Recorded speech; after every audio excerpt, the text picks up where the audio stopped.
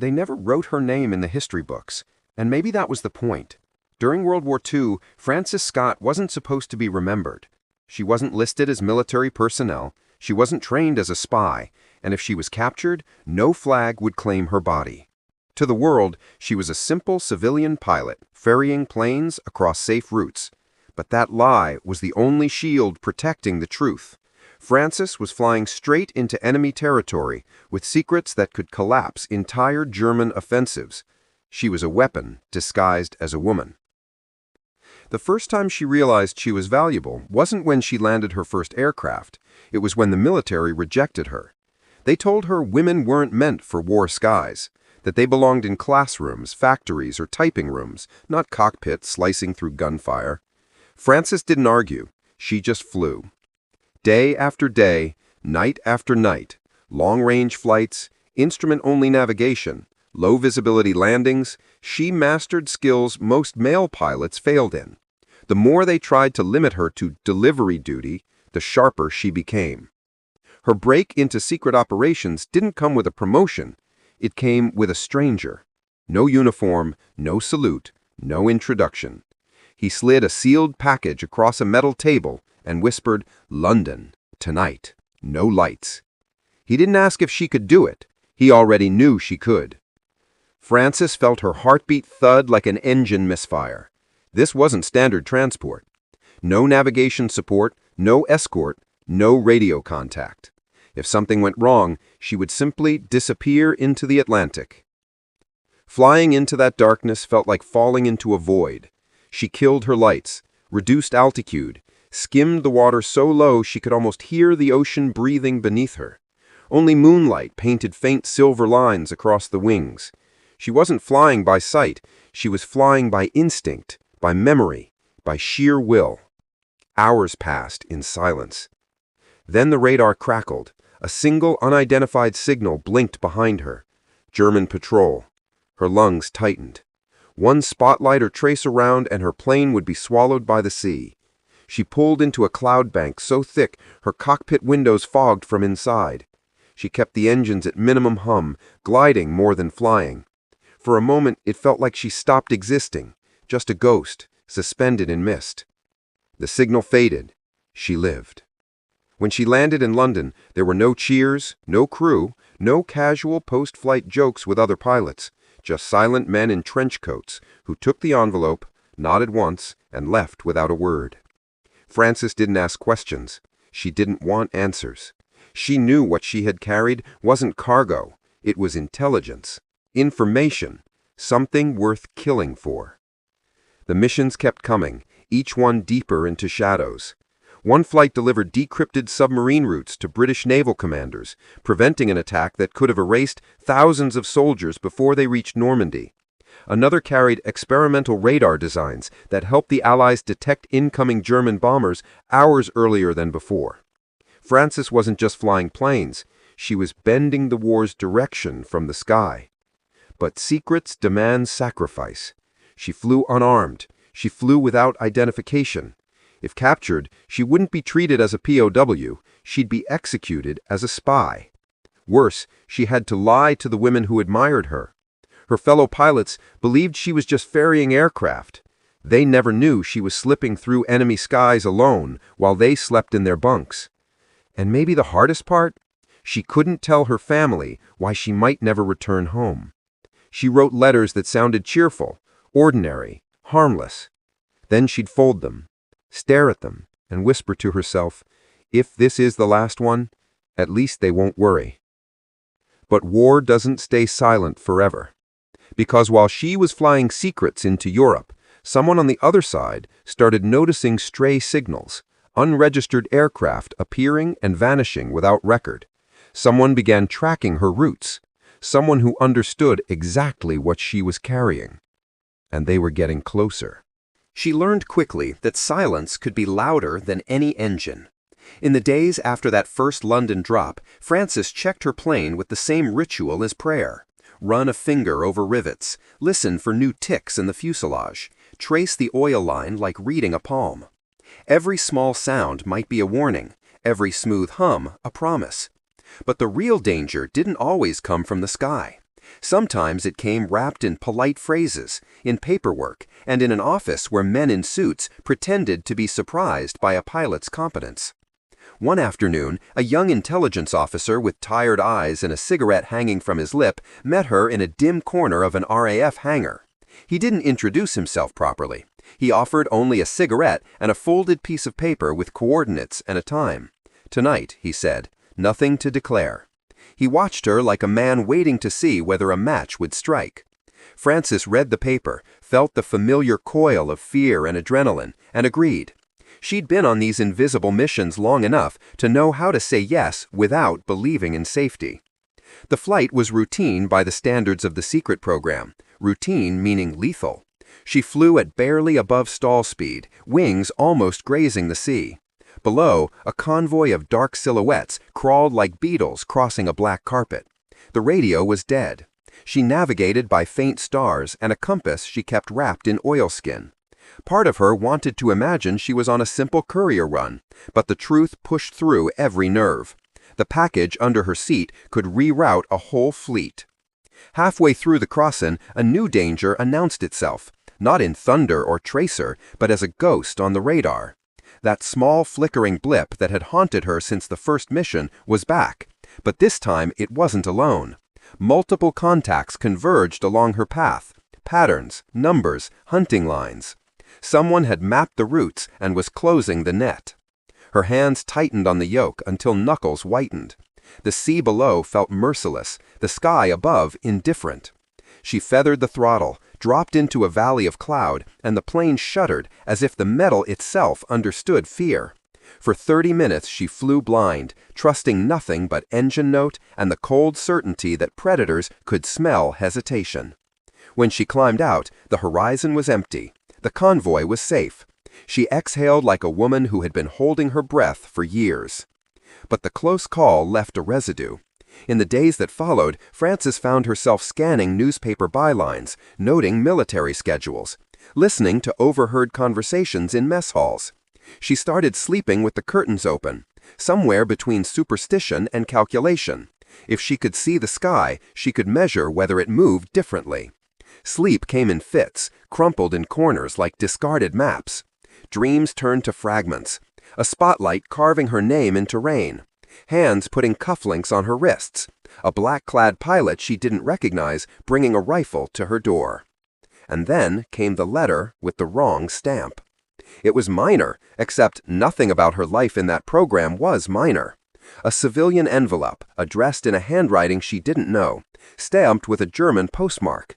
Inside was a single line typed on a thin sheet. "We know your routes." The paper smelled faintly of nicotine and something metallic, like the inside of a gun. Her stomach dropped like a plane into a storm. She reported it the way she was trained, quietly, to a man whose face she'd seen in the hangar before, the same one with tired eyes. He read it, folded it, and did not look surprised. "They're probing," he said. "They'll test. They'll feint. We need to change patterns." His voice was low, professional. His hands trembled the first time he reached for his cigarette, and then quickly stopped. Frances watched him, measuring fear as if it were a barometer. They altered schedules, shuffled routes, carved new times into obscure slots. Frances felt the air close in like hands on a throat. The more they tried to become unpredictable, the more she understood another terror. Unpredictability also meant new mistakes. A single wrong turn in unfamiliar night skies could be fatal. Training and instinct had to be reinvented on the fly. Despite precautions, someone inside the machinery of support made an error. A maintenance log that should have been destroyed sat in the wrong drawer overnight. A teletype message was sent with a decimal point in the wrong place. These were little things, unless, of course, someone was watching the little things. Whoever watched was patient. Whoever watched was methodical.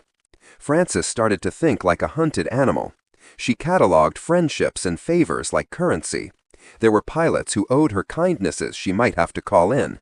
Mechanics who knew the plane's peculiar coughs and could sabotage them if needed.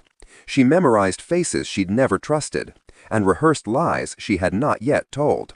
Each flight became a chess move with no guarantee the board wouldn't flip. At the same time, there was an odd intimacy to the fear. It tightened the small world she allowed herself. A walk along rain-slicked tarmac with a fellow pilot who liked to whistle old sea shanties. A quick cup of coffee traded for a cigarette in a back room. A letter home written in plain, safe sentences. Those ordinary things were fragile islands she clung to. She convinced herself that as long as she could keep one ordinary thing intact, she could keep the rest from unraveling. But the envelope with the German stamp was not an accident. It was a message. It was a promise of consequences. And somewhere inside the enemy's careful counting, someone had begun to tie Francis Scott's name to the invisible pattern she traced across the night. That knowledge changed the nature of her courage. No longer was she simply brave. Now she was chosen by circumstance to become clever, to become invisible in new ways, to outthink a watcher who believed time was on his side. Tonight, they would test that theory again. She checked the clock, smoothed the maps on her lap, and thought of the letter, of the blunt sentence that had rearranged her world. Then she climbed into the cockpit, closed the canopy, and whispered, not to anyone listening, but to herself, "If they want me, they'll find me. But first, they'll have to catch the silence I fly in." She'd started to believe the night would always be her ally, until it turned traitor. After the letter with the German stamp, every shadow felt like a question. Every friendly face had margin for suspicion. Francis learned to treat routine as if it were a lie. But nothing in her training could fully prepare her for the day the betrayal smelled like engine oil. It began with a simple maintenance check, routine pre-flight, compressor readings, fuel lines, spark plugs, things that should have taken 20 minutes. The mechanic in charge, a broad-shouldered man named Ellis, who always hummed tuneless songs while he worked, handed her the key and a salute that sat somewhere between respect and reluctance. "All clear, Miss Scott," he said. His voice was the same as always. The plane started with its familiar cough and roar. She taxied out, released brakes, and felt the airplane answer the way an old dog wags its tail. Comfort, familiarity, dangerous illusions. Halfway across the channel, the instruments flickered. Not a full blackout, just a subtle tremor in the voltmeter, a note out of tune in the engine song. Francis glanced at the fuel gauge and at the altimeter, the numbers steady as a heartbeat. She nudged the throttle, felt the slight stutter again, and forced herself to breathe. Thousands of hours had taught her that machines spoke in micro-messages before they failed. This one was whispering danger. The radio was dead, again, so she flew by sight, keeping low and trusting the coastline's jagged teeth to tell her where she was. As she passed a string of lights that could be mistaken for a harbor or a trap, a shadow crossed her wing. For a breathless second, her mind offered the old practiced escape routes. A roll into cloud, a fast dive toward the sea, engines screaming. Instead, she did something impulsive, something that would become lodged like a grain of sand in her memory. She banked sharply toward an unlit inlet and found herself skimming over a fleet of small fishing boats whose nets twitched like sleeping animals. Men looked up and froze, mouths open like startled birds. Francis imagined each of their faces later, wondering if any would be called to testify about a woman who had flown her life across the water. She forced the plane higher as the stutter deepened. The engine hiccuped, then spat oil beneath the cowling in a thin ribbon. Flames were not yet an option, but a leak could become one in seconds. She thought of turning back, but the package under her seat was a physical weight and a moral gravity. Men depended on its safe arrival. Nations depended on its secrecy. She remembered the cigarette-offering officer in the hangar whose hands had trembled, and she refused to be the reason he stopped trembling. She feathered the throttle and coaxed the plane toward a small island with an airstrip the size of a backyard lawn. That strip was supposed to be empty, an emergency contingency used rarely and quietly. Francis would not have landed if she didn't trust a map she'd memorized with blood. Her wheels kissed dirt, the plane shuddered, and a group of figures emerged that should not have been there. They wore no uniforms. They had no official posture. One stepped forward and removed his hat, a slender man with eyes like cold glass. "Miss Scott," he said, voice smooth as oil. "We were expecting you." For a second, everything inside her froze, not because of the men, but because she recognized the cadence of the voice. It was the same voice she had heard in a London corridor the week before, the one that had given her new coordinates with a cigarette and a folded map. The man's hands were unstayed as he felt the envelope in his inside pocket. Frances should have demanded explanations. She should have ordered them at gunpoint, used authority like a shield. Instead, she smiled, a reflex of gratitude that nearly strangled her pride. "You saved my engine?" she offered. He smiled back in a way that did not reach his eyes. "We did what we could," he said. "But it would be safer if you came with us voluntarily. There are questions you must answer." The phrase was clinical. Voluntarily, in the mouths of men with sealed lips and sharp shoes, was a trap with an open jaw. Frances felt the package under her seat like a pulse against her thigh. She thought of the maintenance log that had been left in the wrong drawer, of the teletype with a decimal in the wrong place, of a single stray stamp typed on foreign paper. Someone had created a breadcrumb trail. Someone had made sure she followed it. A hand touched her elbow, firm, friendly. It was Ellis, the humming mechanic, his face unreadable. "Miss Scott," he said, his voice low enough for the others not to hear. "Come now, for tea. We'll talk." The island air smelled like diesel and seaweed, two honest things. The men's breath smelled like coin. Frances could have leapt into her plane and taken off, could have tried to outrun the trap. But running had rarely been her strategy. She had always chosen to stand and to turn danger into leverage. She climbed down, smoothing her flight jacket, and followed them toward a low building that might once have been a farmhouse. Inside, the room held a map spread across a wooden table, pins like teeth marking routes. A kerosene lamp threw a halo around faces and left the rest of the room in soft, conspiratorial black. The man with cold glass eyes tapped the envelope in his pocket, then slid it to the center of the map. He tapped a pin with a nail, pointing straight at a corridor Frances knew too well, one of the routes she had flown 3 times that month. "We need to know how you navigated this segment," he said. "Who helps you? What papers you carry?" Frances felt the air thin into a wire.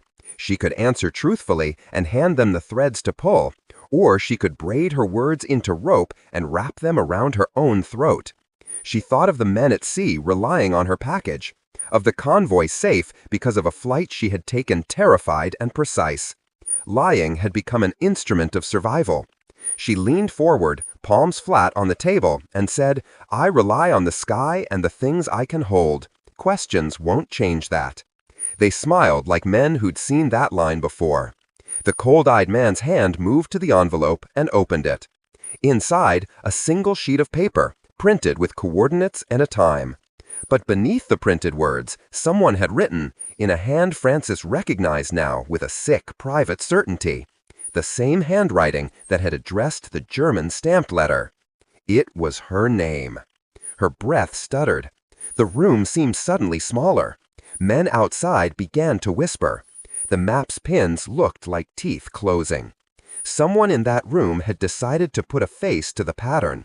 Someone who knew more than they should.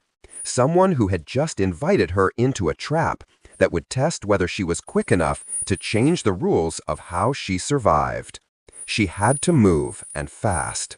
He opened the envelope like a man unfolding permission to hurt someone. The handwriting on the paper was hers, her name, neat and terrible. And for a second, the room held its breath as if waiting to see what shape fear would take. Frances felt every pin on the map become a mouth. Men shifted in their chairs, the kerosene lamp made small theater shadows, and outside, the sea kept its indifferent rhythm. They began with the easy questions, the ones that felt like test pulses. Which routes did you take last month? Who refueled your plane? Do you ever fly with a co-pilot? Frances answered with half-truths, polished into plainness. She gave dates that were slightly off, names of stations that existed but were unstaffed, a maintenance shop that had closed the year before. Each lie was a thin plank over dark water, but it held. The men took the answers and nodded, as if they had expected them. as if they were reading from a script that only changed in tone. Then the interrogation tilted.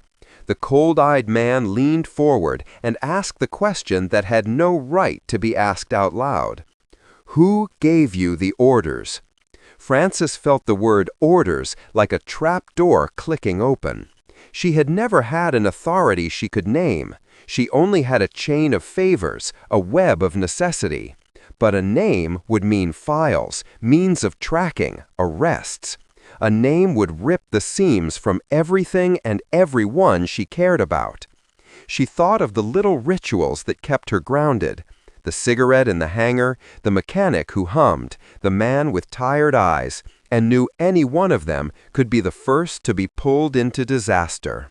She did the only thing she could. She offered them a story with no center. "Sometimes the maps are handed to me folded," she said. "Sometimes the man gives me a time and a place and a cigarette and leaves. I navigate with the stars and what I am told. I do not ask names." The cold-eyed man's smile was gentle then, wolfish. "We will see." They made a show of hospitality. A tea poured from a chipped pot, biscuits that tasted like cardboard. Politeness was a weapon. It put edges on fear so it could be examined. A thin boy with ink on his fingers, a note-taker, asked details about the package she'd carried. Frances described it in broad strokes: small, sealed, important. She spoke of nothing else. She watched how each man's gaze moved like a compass needle toward the corners of her face where secrets hid. At some point, the conversation slithered to her past, as if mapping her was the same as mapping a route. "Why fly?" one asked. "Why risk so much?" The question landed deeper than the others. She thought of Pearl Harbor, of the letter she'd tucked under her pillow, of men dying in a harbor she had never seen. She thought of her own fingers roughened by controls and cold, and the small private vow that had turned into flight after flight. "For them," she said finally, "for what happens to people who can't get themselves out of trouble." It was true in a way no lie ever could be. The room quieted. The men filed that away with others, fact, and a convenient lie in its stead. The cold-eyed man tapped the table. "We are prepared to offer you protection if you cooperate," he said. "Assistance, relocation. You are a valuable asset, Miss Scott. Imagine being safe." The suggestion tasted like a bribe with a hidden clause. Frances had seen popularity and safety offered before, always accompanied by a price that grew heavier each month. What they called protection often meant silence, and what they called silence often meant the removal of choices. She considered the offer and heard in her head the faint hum of engines, the whisper of wings. To accept would likely keep her alive in a way that was polite and slow, like being locked in a museum where people admire the relic but never touch it. To refuse would mean more flights, more risk, but also a life that kept her own hands on the controls. She realized then that courage and agency had become entangled. Survival might demand submission, but living demanded motion.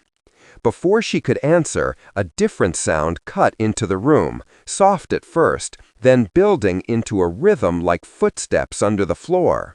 Frances's head snapped up. Someone had come to the door while they spoke.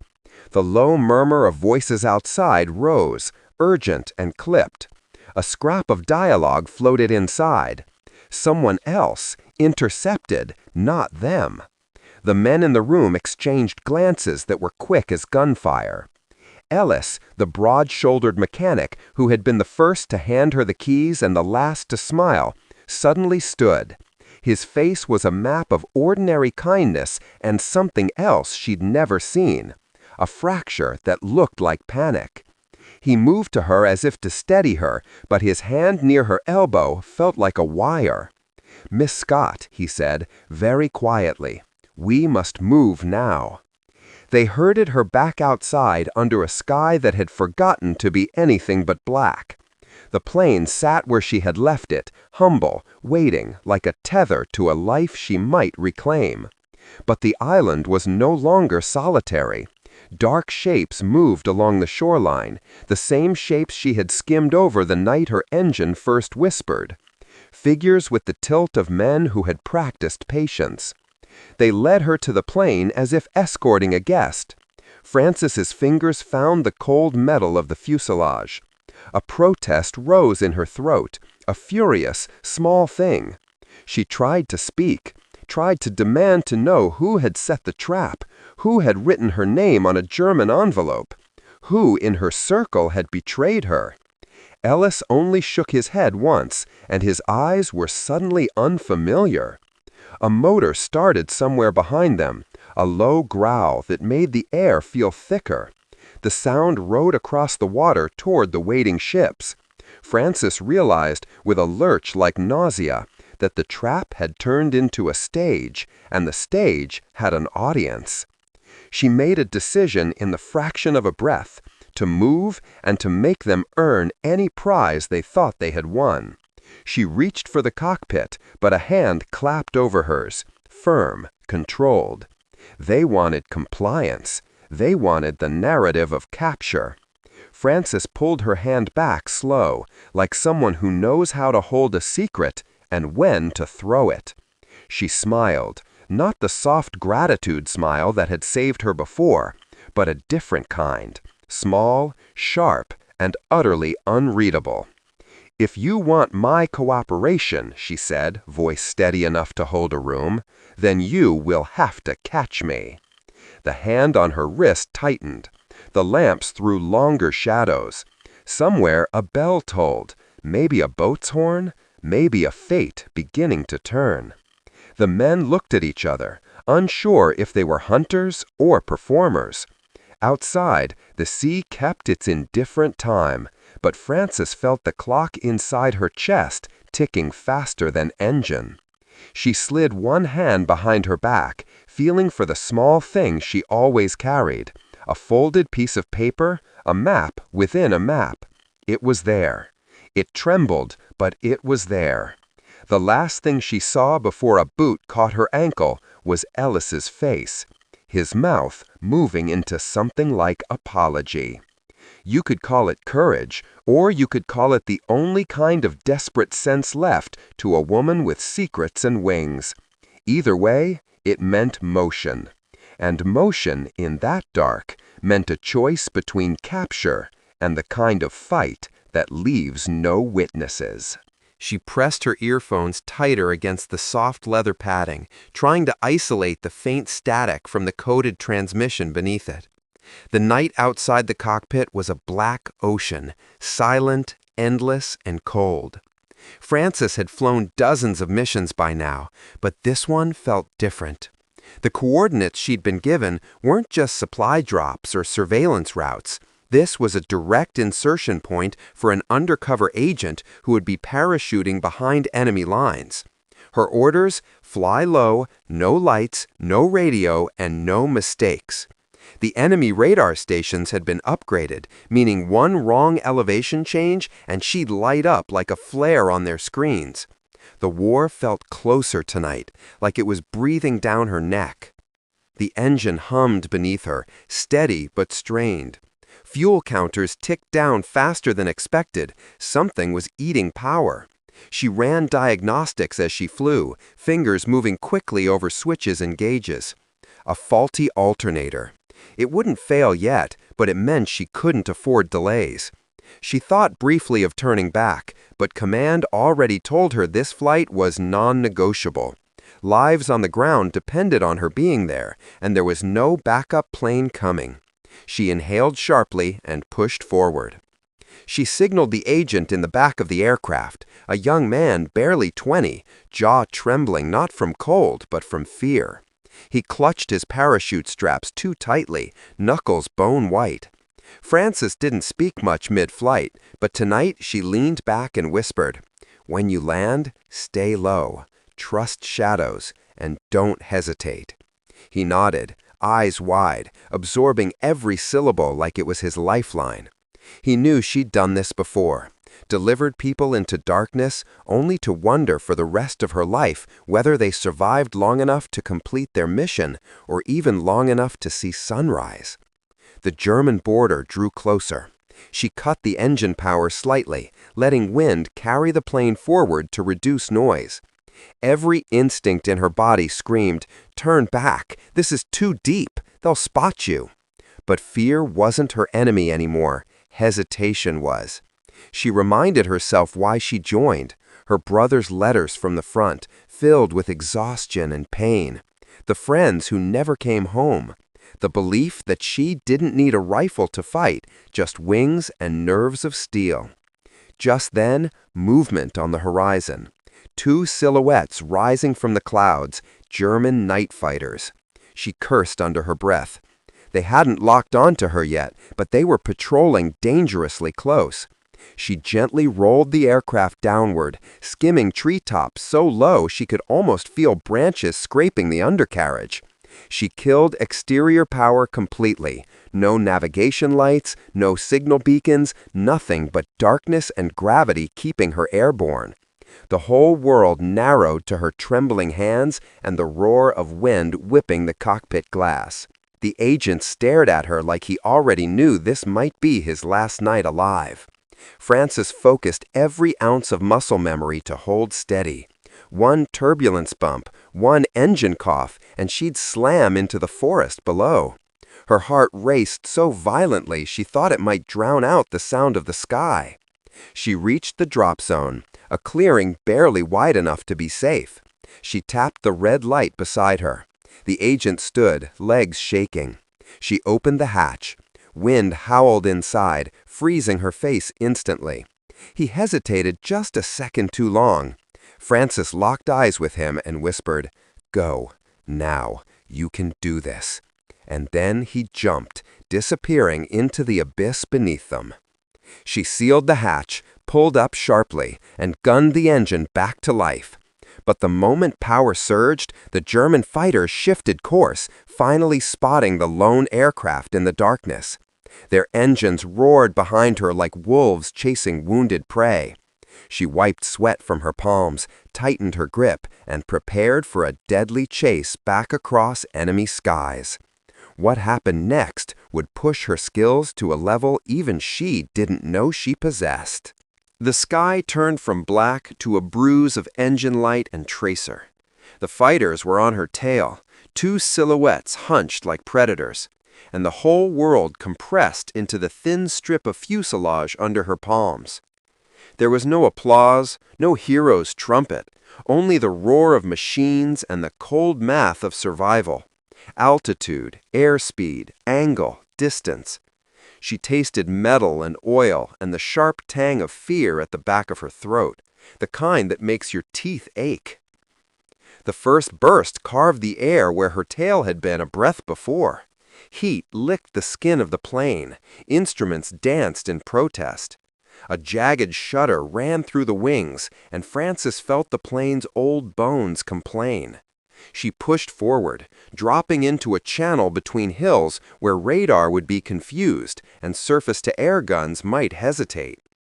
The landscape below dissolved into patchwork farms and black hedgerows, and every tree could hide a hunter. She thought of the boy who had leapt into the night behind her, his parachute a small, frantic bloom in the moonlight. Did he land? Did he live? The thought was a stone in her gut, heavy and sharp. There was no time for grief, not now, not with tracers knitting the sky into a net. One of the fighters dove low, trying to force her into a mistake. Francis banked hard, feeling the stall alarm scrape at her nerves. The plane lurched and recovered, obedient and scared. She used every trick she had learned, stalls on purpose, sudden climbs under cloud, skimming hedgerows to break visual locks. For a moment she felt like a dancer on a wire, each move a defiance of gravity. A flare bloomed behind her, a bright, obscene sun that turned night into paper. It painted the world in white and exposed the plane like a confession. Then, mercifully, clouds swallowed the light, and she disappeared into a throat of vapor. Her hands trembled but did not fumble. Breath in, breath out. Engine note steady. Survival by breath and muscle and refusal. The plane's radio, dead by protocol, suddenly spat static, and then a ragged voice. Someone in command, a human anchor across miles of water, hissing through. "Scott, brake left, head for coastal marsh. There's a window, now!" Her heart gave a stutter of relief and alarm. Someone was listening. Someone still had eyes on the sky. She obeyed, carving left as if cutting paper, dropping low over a marsh that smelled of rot and salt. The fighters followed, slower to adjust, their speed making them clumsy in the shallow funnels. Then the world shuddered. A hard impact jolted the plane, minor at first, a kick, then another. Her skin prickled. The port wing flickered, a feather torn. Oil sputtered like a wounded vein. The engine rasped in a new, terrible voice, a cough that suggested endings. She fought to keep altitude as the gauges dipped toward red. The plane would not hold forever. She told herself a mantra: keep moving. Don't give them the sight of your surrender.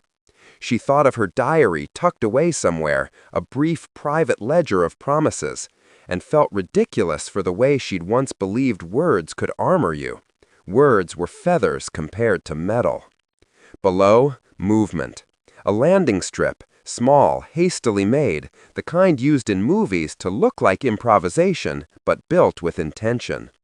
Lights flared along its edge, search beams cutting the night into ribbons. Too bright, too obvious. Someone had betrayed the contingency. Or perhaps the contingency was a lie, a false door meant to drag her into a trap. She weighed the options in heartbeats. Attempt to land with the wing already compromised and risk being taken? Or try to limp to the sea and risk a crash that would swallow every secret she carried? She chose none of the easy options. She chose instead to become a weapon of distraction. Frances angled the nose toward the strip. Then, at the last instant, she pulled up, climbing hard enough to make the plane scream. The fighters followed the bait like gulls to bait. One peeled away to make a firing pass. The other tracked too close, blinded by the flare of chase. Her wing bled oil in a thin, sad arc. The engine complained louder, but she strained it like a runner on the last mile. She dove toward the coast, skimming breakers so low the spray cooled the air and clattered against the belly of the craft. The fighters tightened, and in the next instant, one of them bucked and folded, as if meeting an invisible barrier. A muffled explosion turned the sky into static for a heartbeat. The remaining fighter lurched away, engine screaming in terror. Frances didn't allow herself the luxury of victory. There was only the one plane she had to keep alive. The coast rushed like a film reel. Dunes, a cluster of buildings, a dogleg of seawall. Emergency crews poured onto the sand, and she realized with a jolt that she had been funneled toward the very place the enemy expected, an extraction point disguised as rescue. Men moved with flashlights and rifles. Figures in uniforms she didn't recognize or trust waited in the lee of trucks. Her choices narrowed like the barrel of a gun. She throttled back and aimed for a rough stretch of beach, touching down with a thump that rattled teeth. The landing was a violent negotiation. She skidded, boots of sand biting the wheels, the plane keeling like an exhausted animal. She cut power and killed the engine. Silence fell like a sheet. For a frightening instant, I hoped it might be mercy. Doors opened, hands clamped on her shoulders. Voices, too many voices, demanded identification, asked orders, made small, efficient noises that signaled their intent. Men moved around the plane with military precision, and a small, horrible thought jabbed at her.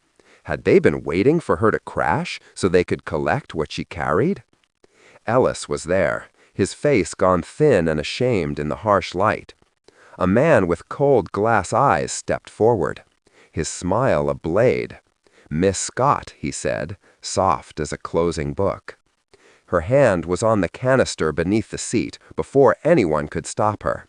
It was small, enough to hide in a palm, but its contents could tilt a convoy's fate. She could hand it to them and finally be the prize they wanted, or she could destroy it and take the secret into the sea. Either choice would cost something.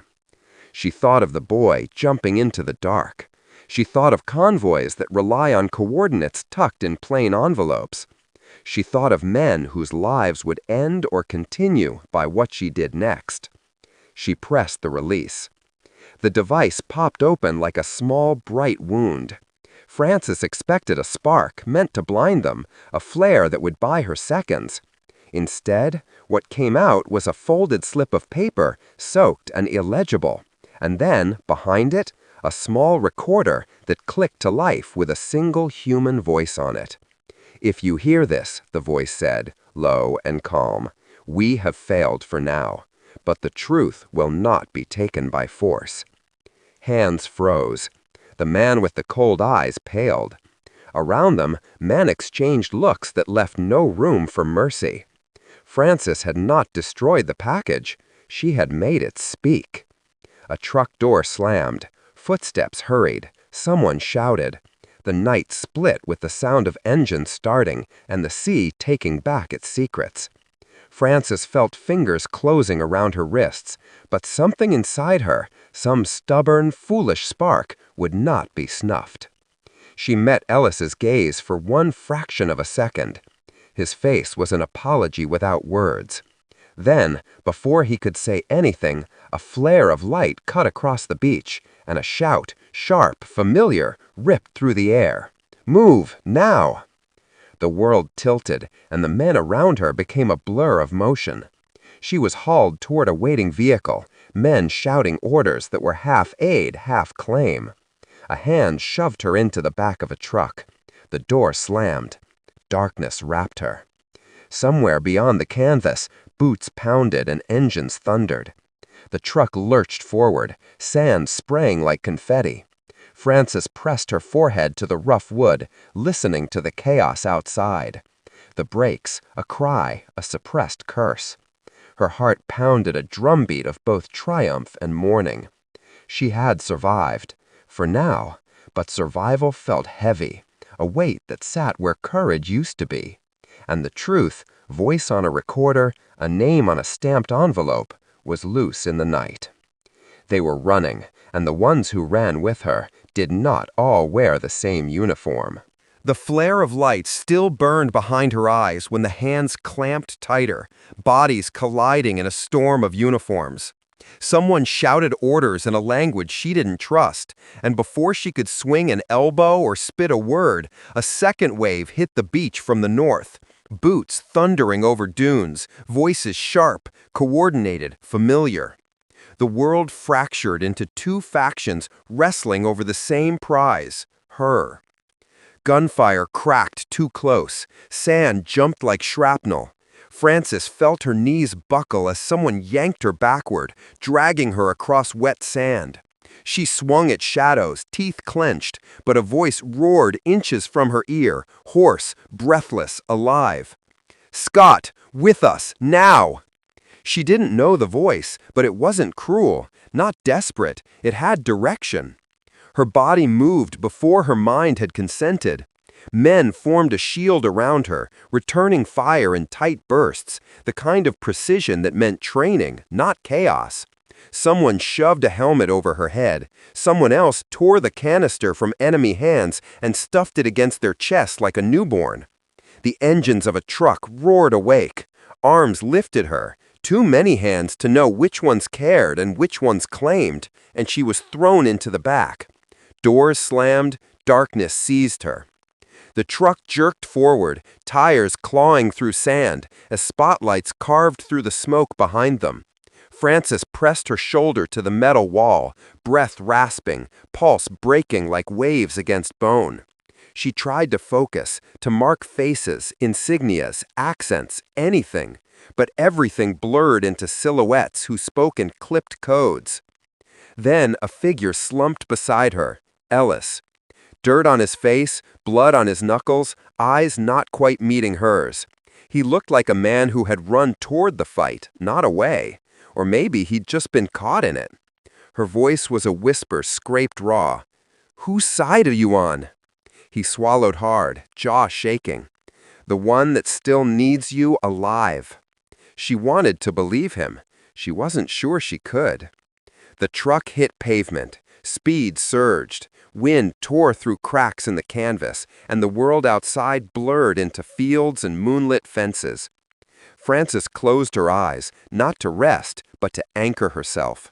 She could still smell the beach, taste the salt, hear the recorder's voice echoing from the sand, truth unleashed like a weapon no one planned for. The truck didn't slow for miles. Only when the world steadied did she realize she wasn't being rescued. She was being transported. Somewhere. By someone who hadn't introduced themselves. The truck finally slowed, brakes hissing like an exhale from a tired beast. Frances felt every muscle coil, ready to run, even with nowhere to run to. Lights bled through the canvas seams, yellow, domestic, too civilized for war. Doors flung open, cold air rushed in. Men spilled out first, some injured, some silent, some whispering arguments under their breath. Frances climbed down last, boots hitting gravel. A courtyard surrounded them, walls tall and windowed, washing lines hanging limp in the breeze. It looked like a forgotten factory disguised as a town, or a safe house dressed as a trap. People moved with quiet precision. Crates were opened, metal glints of radios, maps, weapons wrapped like relics. Not gear for rescue, gear for continuation. A woman stepped forward, compact, sharp-eyed, authority radiating off her like heat. "Move quickly. We have a window. She comes with me." Frances didn't follow. She was guided, gently but firmly. Ellis walked beside her, hands trembling, guilt stitched across his face like sutures.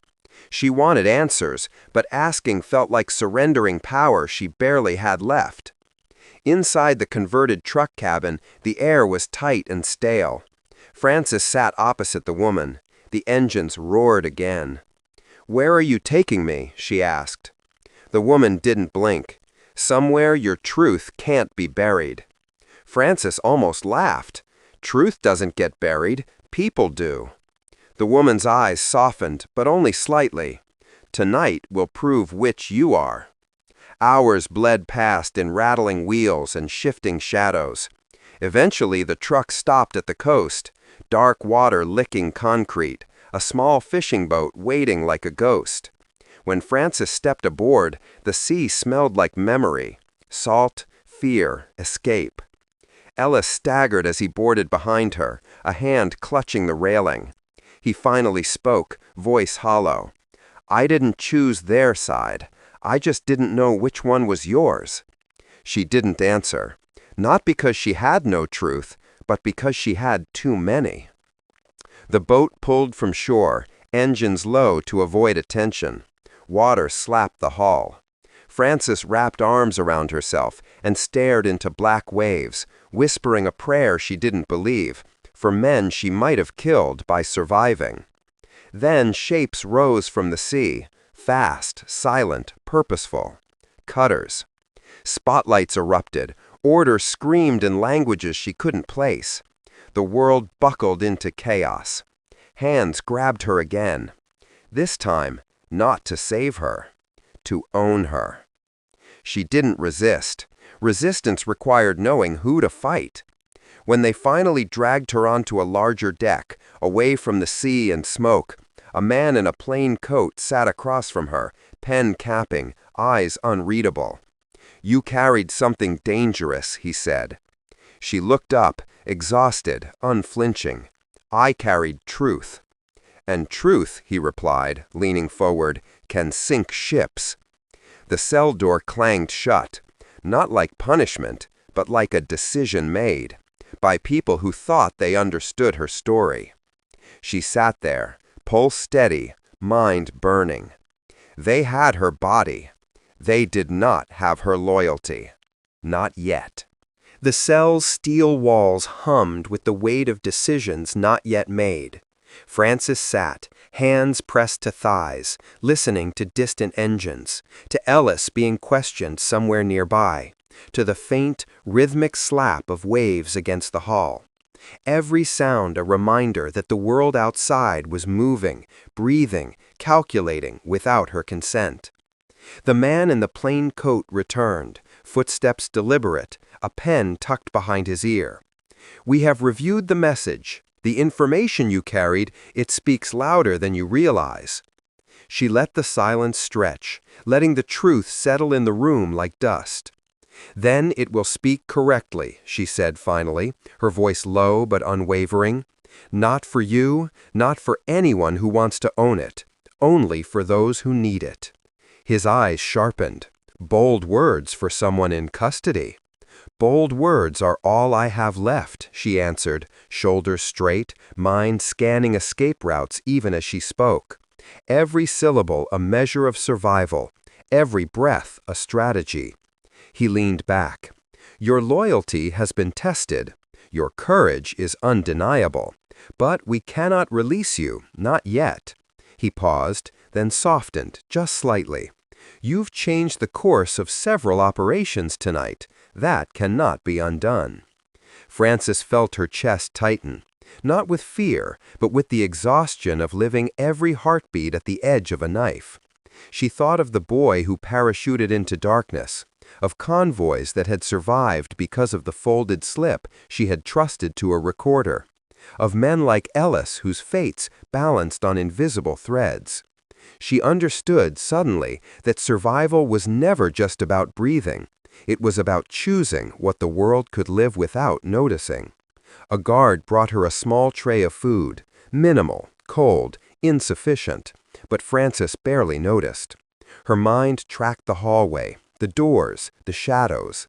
Every step outside this room would be calculated, watched, measured. She welcomed it. The cage sharpened her senses, made every move heavier with consequence. Hours later, the plain coat returned with a document and a small key. "You will be transferred to a secure location where your knowledge can be applied, not confiscated. Consider it a chance to continue the work you started."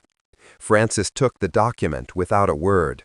The key felt like lead in her palm, heavy but promising. Ellis was released to her custody, eyes still wary, hands still shaking, but alive. For the first time that night, she let herself imagine a path forward, a future where she could move without being prey. Outside, the sea whispered against the hull. The night had not ended, it had merely shifted. Engines started again, carrying them toward a port she did not yet recognize, toward people who might trust her, toward missions that would demand the very courage she thought spent. He leaned in the salt air, sharp and biting, letting it fill her lungs like armor. Francis Scott, pilot, courier, survivor, understood the truth was not a weapon to wield lightly. It was a force that could fracture the world or save it. And tonight, she had bent it just enough to survive. She glanced at Ellis. "Ready?" she asked. He nodded, and for the first time since the parachute jump, she allowed herself a small, almost imperceptible smile. The night was still long, the sea still dark, but they moved forward, and that was enough. The engines roared, the ship cut through black waters, and Francis let herself think only of the next flight, the next sky, the next chance to carry the weight of the world and the truth without breaking. The storm was over, but the fight had only just begun.